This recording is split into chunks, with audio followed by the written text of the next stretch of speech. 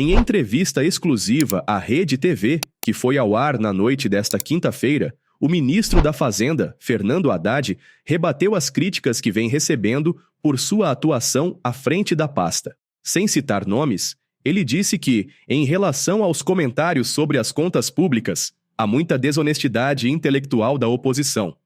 Olha, eu trabalho com um conceito um pouco diferente, né? Eu entendo a posição dessas pessoas, mas não consigo compreender o argumento de que o governo não está fazendo a sua parte.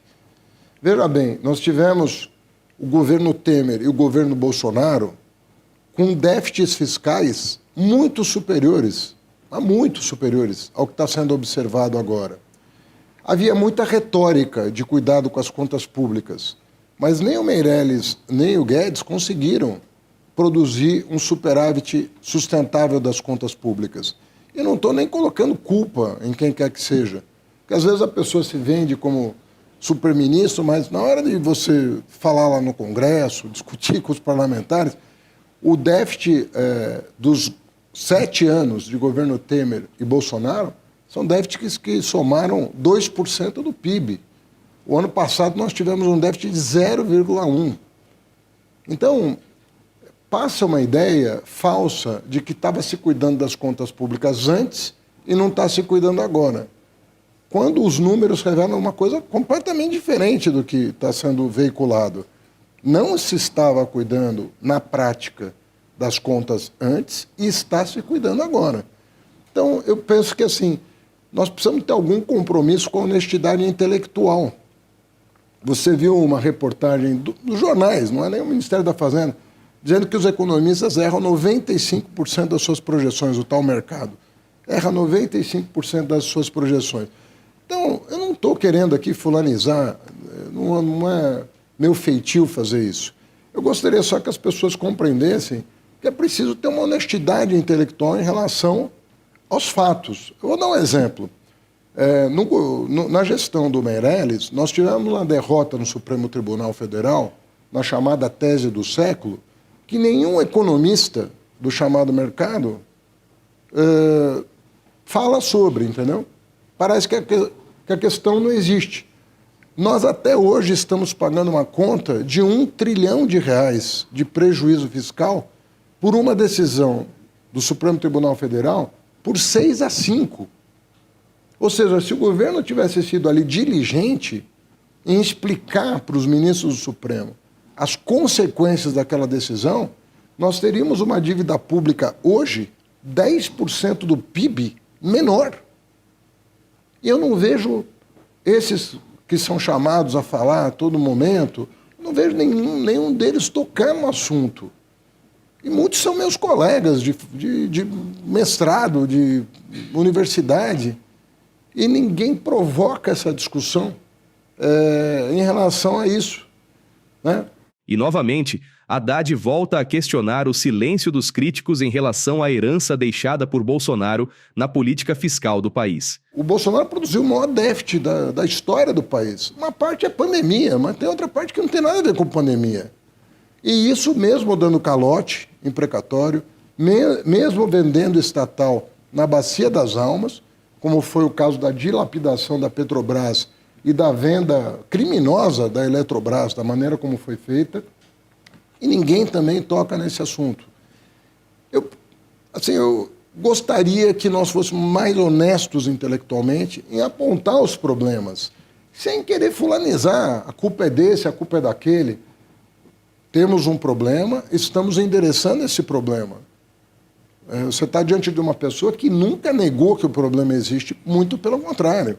Então nós precisamos ter alguma calma em falar concretamente o que está acontecendo e não vir com a história de que o governo do presidente Lula não está tomando as providências. Muito provavelmente, por se tratar de uma entrevista gravada, o ministro não chegou a ser questionado sobre as críticas pesadas que recebeu do cacique do PSD, Gilberto Kassab, durante esta semana. Em evento realizado por bancos de investimento nesta quarta-feira, em São Paulo, o presidente nacional do PSD e atual secretário do governo Tarcísio de Freitas afirmou que Haddad é um ministro fraco, o que sempre é um péssimo indicativo para a economia. Além disso, nesta mesma ocasião, o cacique parece fazer justamente o que Haddad chamou de falta de honestidade intelectual. Isso porque Kassab também o comparou a Henrique Meirelles, ex-chefe da economia no governo Temer, para dizer que o atual ministro não tem comando à frente da área. Em rápida reação, o presidente Lula blindou, no dia seguinte, a atuação de Fernando Haddad durante uma coletiva de imprensa. Quando eu vi a história do companheiro Kassab, eu comecei a rir. Porque, como ele disse, se a eleição fosse hoje, eu perderia. Eu olhei no calendário e percebi que a eleição vai ser só daqui a 2 anos. Eu fiquei muito despreocupado, porque hoje não tem eleição. Segundo, eu acho que o Kassab foi injusto com o significado do companheiro Haddad no Ministério da Fazenda. É importante a gente lembrar. Eu posso não gostar pessoalmente de uma pessoa. Eu posso ter crítica pessoal àquela pessoa. Mas não reconhecer que o companheiro Haddad começou o nosso governo coordenando a PEC da transição, porque a gente não tinha dinheiro para governar o país em 2023. E nós conseguimos, num governo, num parlamento totalmente adverso, totalmente, porque o meu partido só tinha 70 deputados em 513, a gente conseguiu aprovar a PEC da transição, que permitiu a gente ter dinheiro para cuidar das políticas, pagar inclusive dívida do governo passado, e ainda teve política para fazer mais investimento em educação e também no Bolsa Família. Então é uma coisa que eu acho que o Haddad é um ministro extraordinário e está fazendo. A segunda coisa é o arcabouço fiscal. Ou seja, o companheiro Haddad coordenou com o Congresso Nacional, sabe, uma indicação de uma seriedade administrativa estupenda. Ou seja, ele convenceu todo o governo e o Congresso Nacional de que, além da gente cumprir o arcabouço fiscal, a gente não poderia gastar mais de 2,5% em investimento. Essa é uma coisa extraordinária, porque isso foi feito contra todas as pessoas que querem, sabe, investir mais. Não é gastar, é investir mais. E foi aprovado no governo e foi aprovado no Congresso Nacional. Depois, o companheiro Haddad coordenou uma coisa que o mundo vai agradecer e o Brasil vai agradecer, que foi a aprovação da reforma tributária. Jamais houve uma reforma tributária feita num regime democrático. Jamais.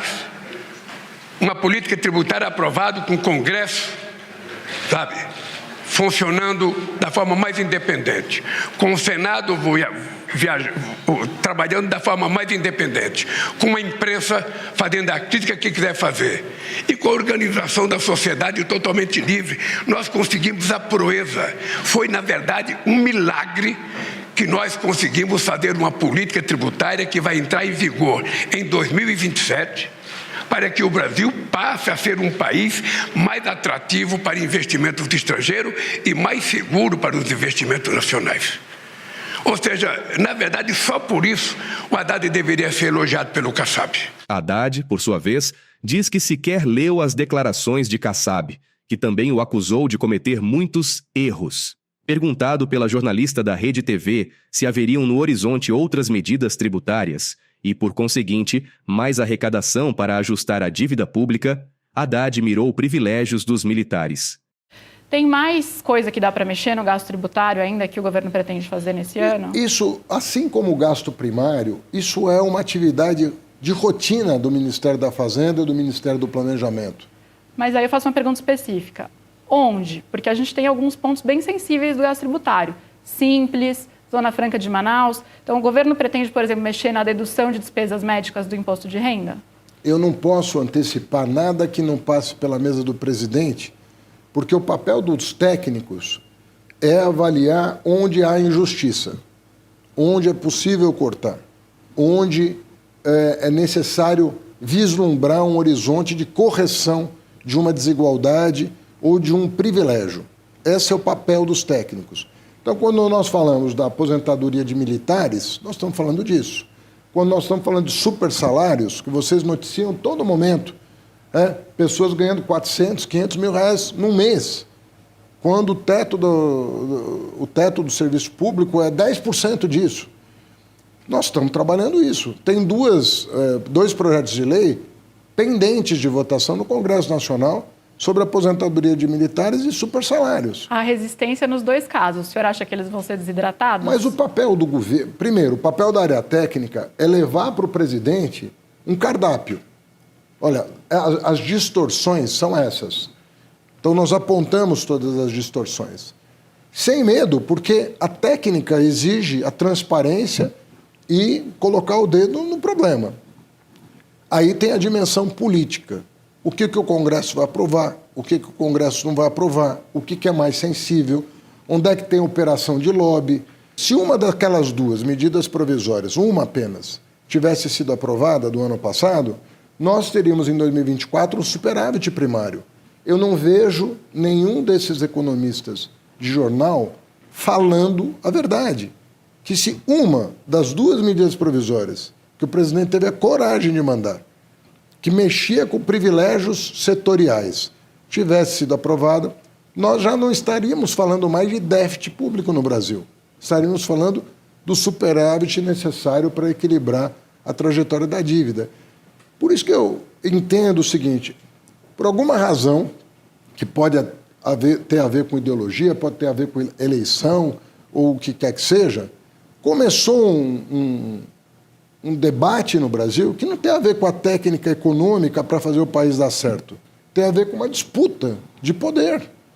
E isso pode prejudicar o país. Agora, para que você vai colocar em risco uma trajetória virtuosa que está se desenhando em função de ou interesses especulativos ou interesses ideológicos que não vão trazer prosperidade para o Brasil? O que vai trazer prosperidade para o Brasil é honestidade intelectual e coragem para enfrentar as distorções do nosso orçamento, como nós fizemos nesses 2 anos. Por isso que nós colhemos os frutos que colhemos. Nós geramos 3 milhões de empregos, nós crescemos quase 7% em 2 anos, nós estamos no menor nível de desemprego da história. Ou seja, se nós nos fixarmos no que nós, como nação, precisamos fazer e deixarmos essa disputa até em torno de fake news, como aconteceu esse ano, mentir para a população, causar pavor na população, terror na população, o que o Brasil ganha com isso? O que o Brasil ganha com uma mentira sendo disseminada pelas redes sociais? Nós não ganhamos nada. Não ganhamos nada. Agora, se nós tivermos disciplina e tivermos coragem de apontar os problemas que existem, as distorções são muito grandes no Brasil. Não é à toa que esse país é o de maior desigualdade, é um dos países mais desiguais do mundo. Porque quem grita mais é quem tem mais privilégio. Agora, o senhor falou que o senhor não pode adiantar medidas, mas em que áreas o senhor vê que ainda dá para mexer? Porque o senhor já falou, não é um grande finale, a Fazenda continua trabalhando, não necessariamente em um pacote, mas em medidas específicas. Nós acabamos de votar um conjunto de leis importantes no Congresso. Existem algumas leis pendentes. Agora nós estamos adequando, ontem tivemos uma reunião para adequar o orçamento às leis aprovadas esse ano. No final do ano passado. E estamos trabalhando continuamente em medidas que podem e serão levadas ao presidente da República, como rotina. Nós faremos isso como rotina. Nós temos até uma secretaria de acompanhamento de políticas públicas para ir corrigindo essas distorções. Agora, nós anunciamos outras leis que merecem consideração por parte da imprensa, porque vão beneficiar milhões de pessoas.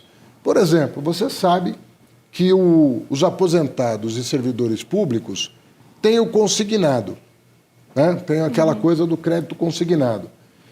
Eles pagam uma taxa de juro ainda alta, mas que é metade ou menos da metade da taxa de juros praticada pelos bancos em relação aos trabalhadores seletistas da iniciativa privada.